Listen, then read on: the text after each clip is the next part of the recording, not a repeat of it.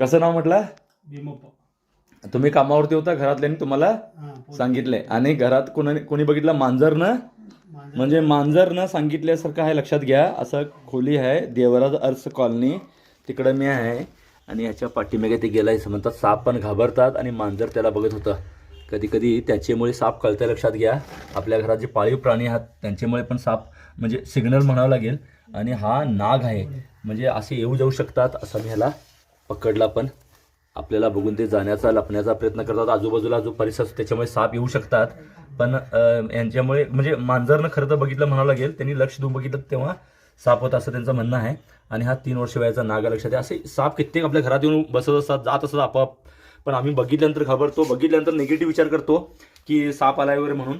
म्हणजे असे कितीतरी साप आपल्या घरात न कळत येऊन जात असतील, फक्त बघितल्यावर आम्ही तसा विचार करतो. आणि प्राण्यामुळे सुद्धा साप कळतात, आणि म्हणून कधी कधी चांगली गोष्ट आहे.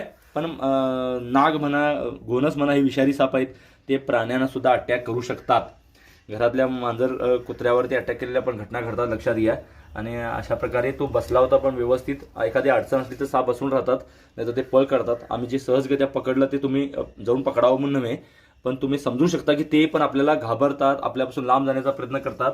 जेव्हा पर्याय उरत नाही आत्मसंरक्षणात ते आपल्यावरती अटॅक करू शकतात. नाग आहे.